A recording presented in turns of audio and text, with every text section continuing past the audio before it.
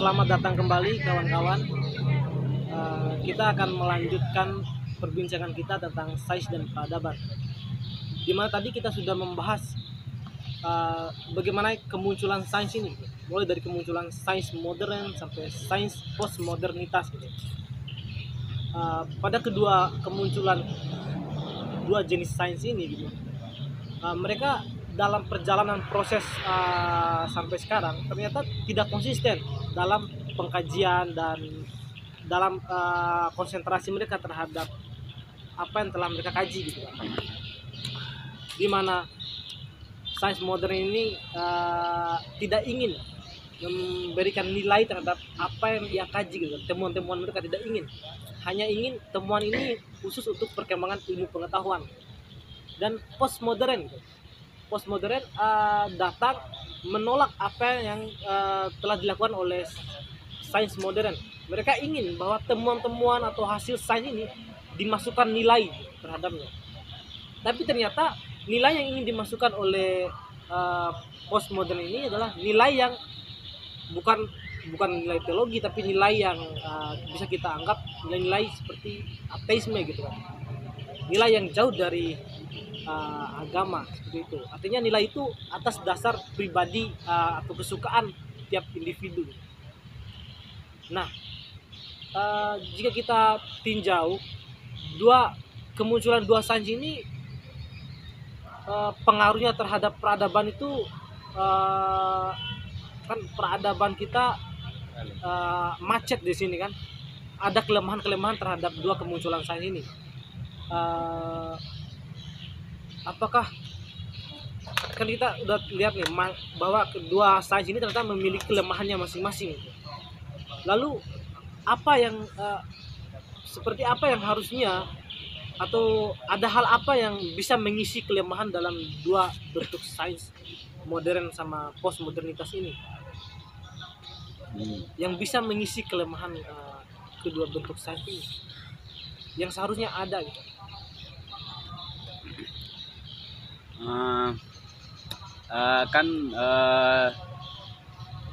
Tadi kan begini ya, tadi kan saya sudah sampaikan bagaimana dasar pikirannya. Saya sudah perbandingkan apa dan bagaimana sains versi modernitas ini dan yang ditentang oleh postmodernitas ini. Cuman kita belum memasukkan kacamata penilaian. Makanya saya sentuh tadi sains Islam gitu. Nah, bahwa kita sudah tahu tadi bahwa modern ini memaksa manusia untuk bertindak dan beraktivitas, ya kan? Bahwa dianggap berpengetahuan orang apabila pikirannya itu murni berdasarkan objektivitas sebagai instrumen pengetahuannya dan diakui sebagai metodologi ilmu pengetahuannya. Di sisi lain, generasi itu tidak akan dianggap maju dan berkembang kalau tidak mengkonsumsi dan mengadopsi di tren modern ini yang saya kasih contoh tadi. Maka karena pengetahuan sains itu diformulasi dalam bentuk pengetahuan yang ilmiah dengan metode empirikal, reduksi dan eksperimen, kemudian dimunculkan lagi salah satu terobosan dalam bentuk penggunaan jasa-jasa fisik yang kita sebut sebagai teknologi untuk menopang dan membantu, ya kan, kelancaran aktivitas manusia. Terus di lain sisi postmodern ini dia bicara bahwa subjektivitas manusia itulah yang akan menentukan bagaimana ilmu pengetahuan, penggunaan ilmu pengetahuan dan penggunaan teknologi. Ya, baik buruknya itu akan dikembalikan pada persoalan individu. Sedangkan pada kacamata yang satu, modernitas, dia tidak bicara soal baik buruk, ya kan? Dia bicara murni objektivitas itu untuk kebutuhan ilmu pengetahuan, untuk kebutuhan sainsnya, begitu. Dia tidak bicara bagaimana manusia, moral manusia ini. Dia bicara murni pengetahuan itu, fokus pada hal-hal yang objektif. Nah, gitu. Nah, saya bilang tadi bahwa ada satu, misalnya Islam menilai, kita ambil kacamata pengetahuan Islam yang kita sebut dengan sains Islamnya, bahwa dia tidak terkooptasi atau tidak bertendensi pada objektif murni atau subjektivitas murni, tetapi antara objek dan subjek dia adalah perpaduan. Nah, dari perpaduan ini tentu motivasi sains, motivasi pengetahuan Islam itu adalah nilai. Nah, nilai yang saya maksud tadi adalah, ya kan, nilai yang bersumber dari teologi, ajaran, ya kan, gitu, ajaran. Maka ilmu pengetahuan itu dalam Islam itu, ilmu pengetahuan itu dikembangkan, spiritnya adalah untuk beribadah. Kalau sains modern, spiritnya sains itu berkembang ya untuk sainsnya, dia kaitannya dengan ibadah dan lain-lain. Terlepas dari kita telah mengkaji tadi persoalan bagaimana instrumen pengetahuannya, kenapa mereka menolak metafisika. Dan tadi sampai saya ungkap bahwa sains itu tidak komitmen menolak hal-hal yang tidak objektif atau metafisika. Dengan satu hal tadi saya ambil ilmu matematika. Ilmu matematika itu kalau sains itu objeknya objeknya harus bisa terindrai, ya kan? Objeknya, maka matematika itu tidak ada objek sebenarnya. Siapa yang telah bisa Anda bisa nggak angka itu bisa nggak kita jadikan angka itu objek? Atau siapa yang pernah pegang angka, pernah melihat angka, gitu? Nah, hanya simbol, ya kan? Nah, ternyata objek ilmu fisik, ilmu matematika juga ini, angka ini dia bukanlah fenomena empiris. Makanya saya bilang tidak konsisten. Kelihatan sains itu memojokkan agama. Nah, gitu. Sengaja memang mereka tolak agama karena spirit terbentuknya dari awal, sebagaimana yang saya bahasakan tadi, spiritnya adalah, ya kan, tadi spirit agama dari awal. Mereka menentang agama, dogma gereja dari awal. Nah, sekarang kita tidak bukan juga kita tidak menolak modern. Kalau saya menggunakan kacamata Islam, kacamata pengetahuan Islam, modern tidak mesti kita tolak, ya kan? Postmodern tidak juga mesti kita tolak, ya kan? Apa yang harus ditolak, ya kan? Hanya saja nanti adalah, ya kan, prinsip dasarnya dalam merumuskan pengetahuan itulah yang tidak sejalan. Karena yang kita perdebatkan ini adalah, ya kan, yang kita perdebatkan adalah inti pemahamannya, yang kita perdebatkan inti ideologinya, begitu. Kalau dalam perkembangan postmodern ini, setelah kita kaji tadi bahwa alur pengetahuannya harus begitu, nah jelas bertentangan, ya kan? Karena dalam kajian kita sebelumnya, bagaimana pengetahuan itu muncul pada manusia, bagaimana kita mengakui pengetahuan dan ilmu itu tidak seperti tawarannya sains. Nah, yang kita persoalkan ini adalah substansi pengetahuan di dalam pahaman ini, di dalam ideologinya ini. Yang berseberangan dengan kita. Gitu. Sehingga nanti begini, jangan karena spirit Anda mau tolak modern, ya kan? Ternyata produk modern dan teknologi modern ini juga kita pakai dalam kehidupan ini, kan? Begitu. Kita pakai ini, kontras juga. Nah, kita pakai. Bahkan untuk mendukung aktivitas beribadah saja, beribadah kita dalam agama ini kan justru konsumsi kita ini konsumsi modern. Konsumsi modern.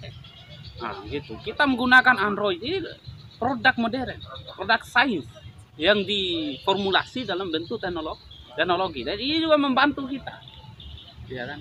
Coba lihat, bahkan orang-orang beragama, bahkan akses informasi, penyebarluasan informasi juga dalam hal-hal beragama ini kita tetap menggunakan produk teknologi. Persoalannya di mana? ya kan? Tidak kita tolak karena begini. Dalam kacamata pengetahuan Islam, Islam itu tidak pernah membatasi manusia dalam urusan pengetahuan. Islam tidak membatasi manusia untuk menuntut ilmu, begitu. Tetapi satu yang Anda harus ingat, Islam itu tidak bebas nilai. Nah, tidak bebas nilai yang dimaksud itu bahwa dalam menciptakan satu teknologi berdasarkan pengetahuan Anda boleh berpengetahuan apapun silakan, Anda boleh berpengetahuan.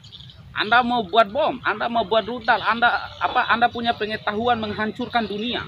Anda punya pengetahuan membuat bom, membuat rudal. Nah, tidak masalah sebagai konsumsi pengetahuan. Nah, ketika Anda praktekkan juga ketika Anda praktekkan dalam bentuk teknologi ini barang. Nah, ini pengetahuan Anda. Ketika Anda pakai untuk menghancurkan yang lain, tidak membangun kemanusiaan, Anda pakai untuk menghancurkan. Nah, di sini salah. Ini yang dilihat oleh Islam. Maka tadi saya bilang tidak bebas nilai dia. Ada nilai. Jadi dimasukkan nilai. Nah, misal konsumsi Anda terhadap produk modern, terhadap segala kecanggihan teknologi modern, ya. Silakan pakai, gunakan. Pertanyaan nanti adalah apakah itu bertentangan dengan manusia atau tidak bertentangan dengan manusia. Dan pada dasarnya bukanlah teknologi inilah yang membuat yang punya nilai atas manusia. Tidak. Karena pada dasarnya itu buat pikiran manusia. Pikiran manusia yang diimplementasikan dalam bentuk teknologi. Maksudnya begini loh. Misal begini, Anda lihat misal di negara-negara Asia Timur, sebut saja Cina dan Korea yang sudah menggunakan tenaga robot. Dan mereka sudah ciptakan robot. Dasar robot ini diciptakan itu sebenarnya bentukan pikiran manusia, pengetahuan manusia. Nah, bagaimana pengetahuan ini memberi manfaat pada dirinya, ya kan? Bagaimana pengetahuan memberi manfaat pada manusia, sehingga pengetahuan itu diimplementasikan dalam bentuk robot. Atau bisa begini, secara teoritis Anda punya pengetahuan, secara kontekstual, ya kan? Anda ciptakan ini pengetahuan, Anda realkan ini pengetahuan, ya kan? Nah, sesungguhnya yang bernilai di situ adalah pengetahuan manusianya, ya kan? Bukan robotnya, pengetahuan Anda punya nilai di situ, ya kan? Nah, robot ini juga kemudian dalam pengaplikasiannya dipakai untuk membantu kerja manusia, ya kan? Kerja manusia. Nah, dipakai untuk kerja manusia. Nah, sehingga ya, penggunaan robot untuk membantu kerja manusia ini ya, dianggap efektif dan bisa memudahkan gitu. Maka kerja sains, saya bilang dari awal, kerja sains itu adalah ya kan, kenapa spiritnya mereka mau menciptakan kemudahan untuk manusia. Nah, kerja sains itu, peradaban yang dicapai oleh sains itu adalah peradaban instan, di mana nanti manusia, ya kan, manusia tidak lagi menggunakan tenaganya secara manual, tetapi nanti seluruh kebutuhan manusia akan dilengkapi oleh teknologi. Makanya begini, pengetahuan manusia itu disiapkan dalam medium digital, sehingga pikiran manusia, otak manusia sudah dikanter habis-habisan. Ya, Anda pernah dengar cerita Habibie pernah diminta spermanya dulu, ya kan? Ya. Nah, sperma itulah yang mau dipakai untuk memformulasi, ya kan, kemampuan gen manusia untuk mendapatkan pengetahuan. Ini salah satu contoh kecil saja bahwa nanti tidak ada lagi yang namanya pengetahuan pada manusia. Semua akan digiring kepada hal-hal yang serba instan. Bahkan pengetahuan Ya. itu pun diberikan instan. Diinstankan. Contoh Google ya, begitu. Tetapi Islam, ya kan, dia memasukkan nilai. Dia masukkan nilai dalam hal yang demikian. Gitu. Bahwa nilai yang dimaksud adalah jangan sampai, ya kan, Islam melihat jangan sampai bahwa modern, pengetahuan modern itu justru status modern atau status pengetahuan itu di atas nilai manusia. Makanya dalam Islam dia batasi begini, ya kan, Tuhan itu akan mengangkat derajat orang-orang yang berilmu. Diangkat. Makanya di salah satu perintah lagi, kan kita disuruh tuntutlah ilmu sampai ke liang lahat, ya kan, sampai ke negeri Cina. Nah, tidak lain dan tidak bukan ilmu yang kita tuntut ini apabila memberi manfaat dan mudarat pada yang lain, ya kan, maksudnya ilmu yang bermanfaat. Nah, disinilah Anda tadi dari awal saya bilang Islam itu ketika mau mengembangkan pengetahuan dia tujuannya adalah beribadah. Ya. Ketika Tuhan mengangkat derajat orang yang berilmu, dasar diangkatnya adalah, ya kan, ada dua hal. Apa manfaat Anda untuk diri Anda sendiri dan apakah memberikan mudarat yang baik buat orang lain. Nah, ketika Anda punya ilmu pengetahuan, Anda ciptakan satu teknologi Anda pakai untuk menghancurkan manusia, sudah salah, itu tidak dibenarkan. Nah, begitu. Walaupun dalam konsep pengetahuan Anda dapat melakukan itu. Iya, tetapi ketika Anda ciptakan untuk merusak manusia, Anda punya pengetahuan buat bom ini, ya kan? Buat bom, Anda punya pengetahuan, ya kan? Nah, ketika Anda ciptakan bom, Anda pakai untuk menghancurkan kehidupan, ayo salah. Maka nilai ilmumu, nilai pengetahuanmu bukan diciptakan untuk kemudaratan, untuk kebutuhan orang, ya kan? Tetapi Anda pakai untuk menghancurkan orang, gitu. Artinya ilmu bagi Anda adalah untuk menghancurkan, bukan membangun peradaban, bukan mengangkat kemanusiaan, gitu. Maka kalau Islam menilai, nah, sedangkan sains dia tidak bicara itu. Lihatlah pertarungan dunia ini, ya kan?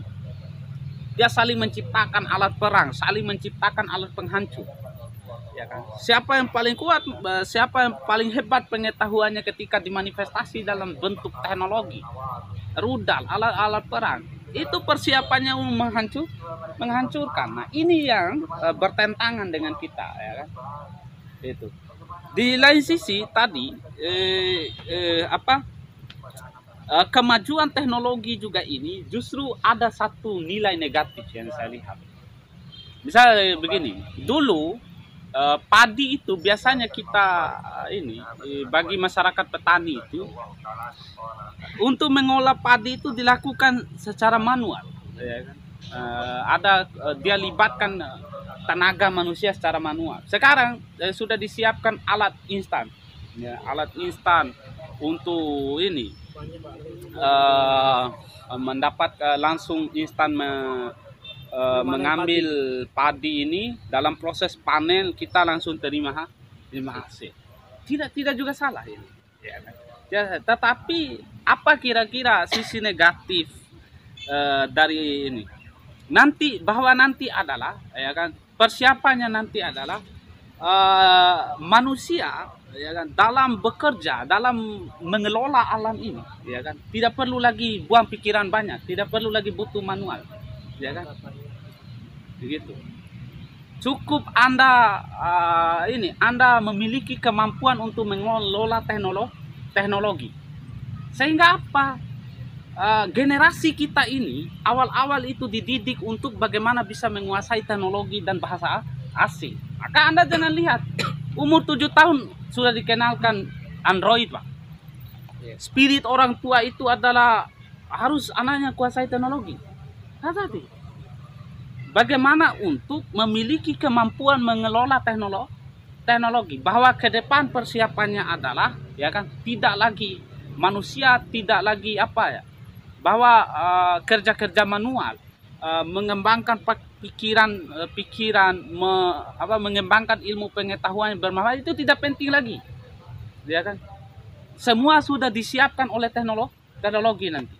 Anda tinggal punya dukungan, Anda tinggal siapkan diri saja, kembangkan potensi untuk menggunakan teknologi, gitu.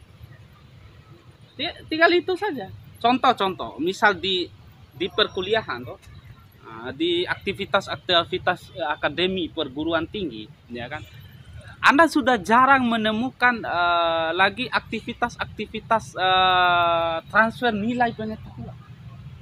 Jarang. Seperti diskusi dan Enggak ada itu. Kerja tugas saja tinggal lempar begitu, cari internet Pak, Google begitu.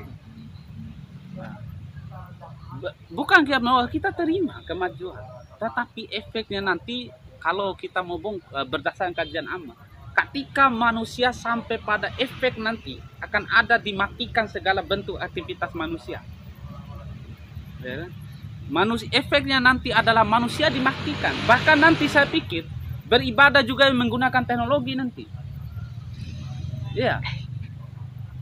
Lihat saja tempat-tempat ibadah juga sudah dimasukkan, sudah ada unsur-unsur teknologi.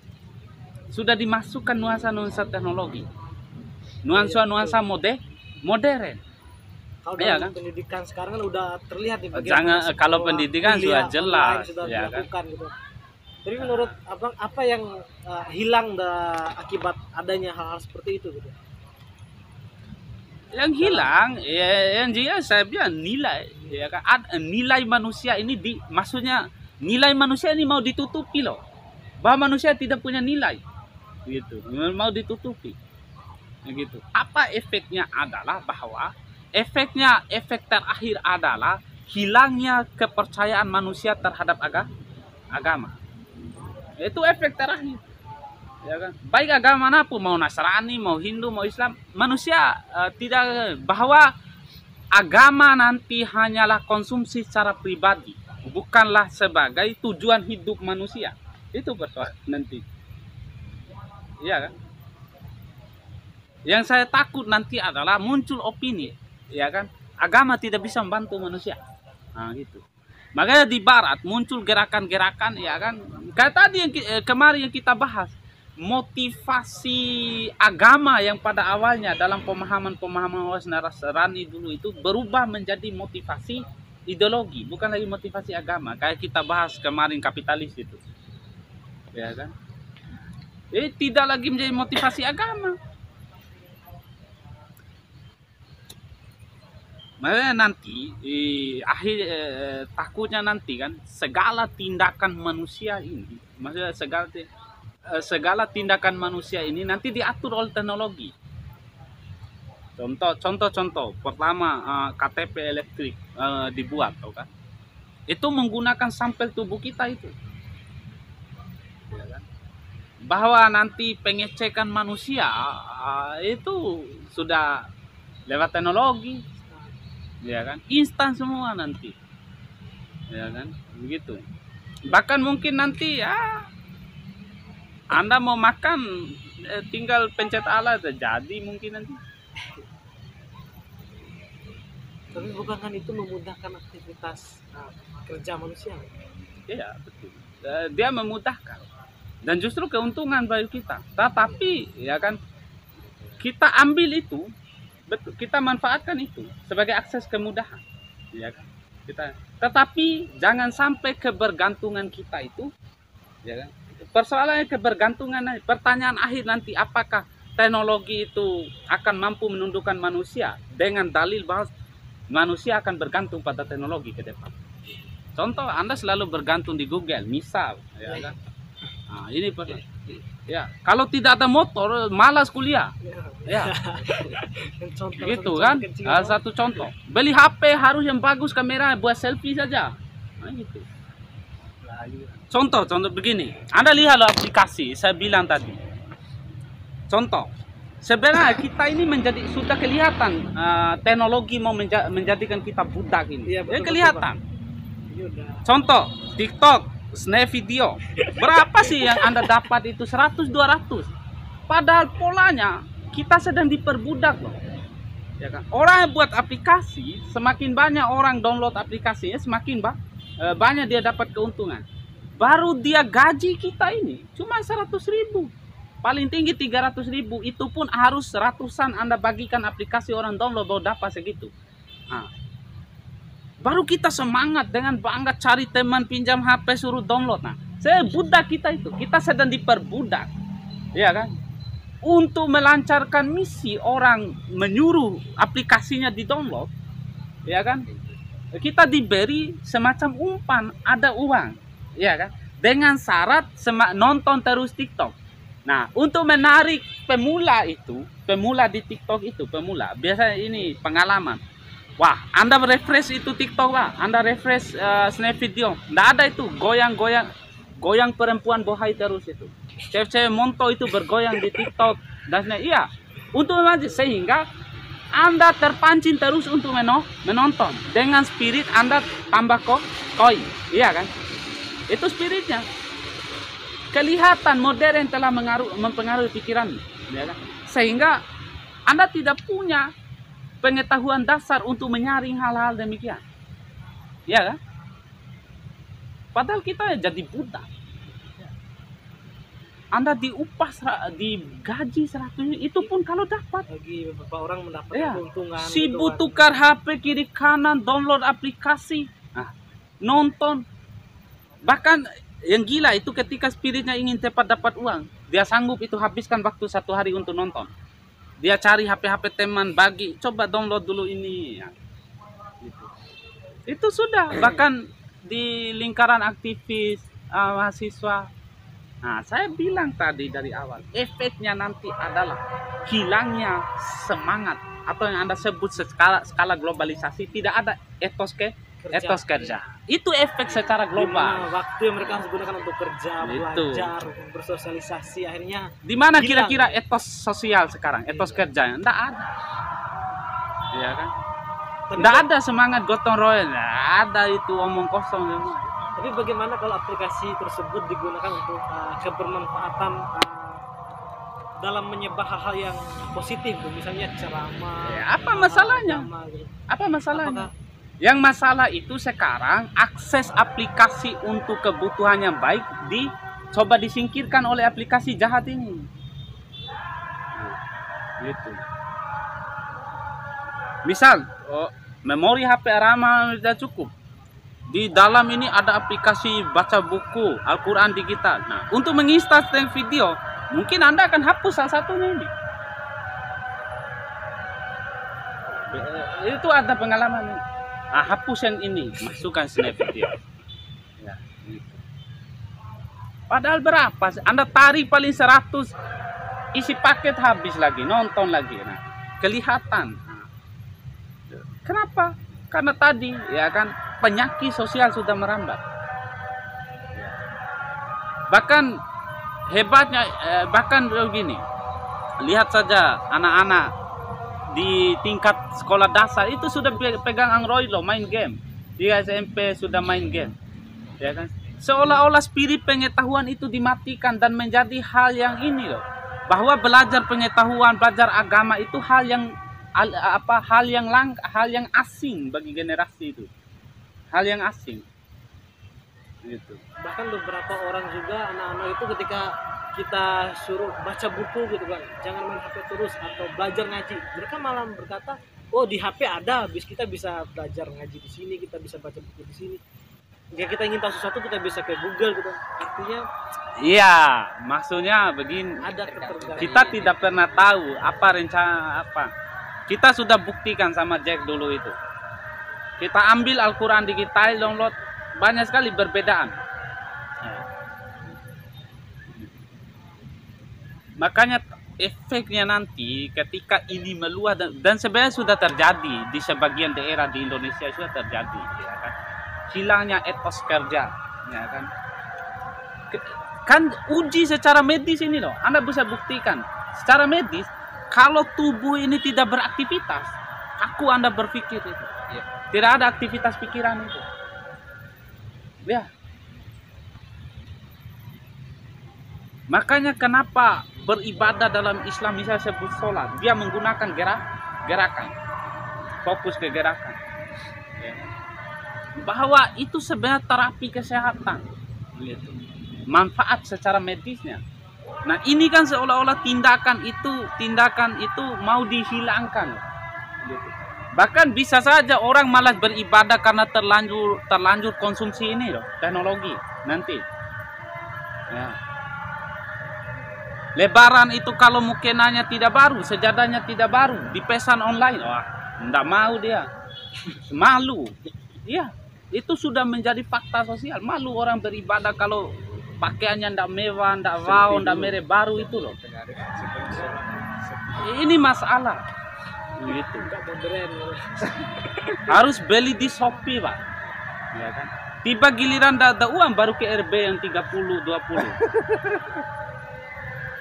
Jadi saya melihat krisis pengetahuan, krisis moral, krisis kemanusiaan saya. Gitu. Bahwa sebenarnya ini sedang bertarung, kita ini sedang bertarung, dan yang diserang itu adalah pemahaman. Pemahaman. Ya kan? Untuk mendukung pertarungan pemikiran ini, hebatnya sains barat ini, dia langsung memiliki instrumen dukungan teknologi.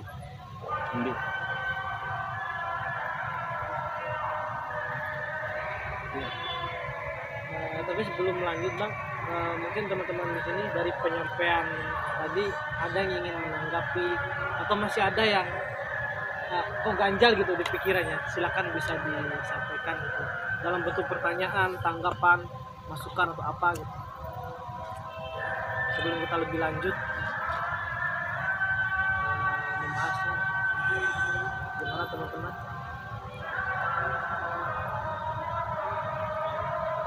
Itu dari pejabat kampus. Amin. Lupa gitu. Oh iya. Jeda dulu. Sebentar lagi akan ada azan Ya, isya. kita akhiri dulu kan. Mungkin di lain waktu lah kita angkat lagi tema Nanti, apalah yang connect yang sampai di sini. kita akan pembahasan membicarakannya lebih lanjut di lain waktu. Kebetulan kita sebentar lagi azan dan mungkin sampai di sini aja dulu. Jika ada kesalahan kata atau apa, mohon dimaklumi. Sekian dan terima kasih. Assalamualaikum warahmatullahi wabarakatuh. Waalaikumsalam warahmatullahi wabarakatuh.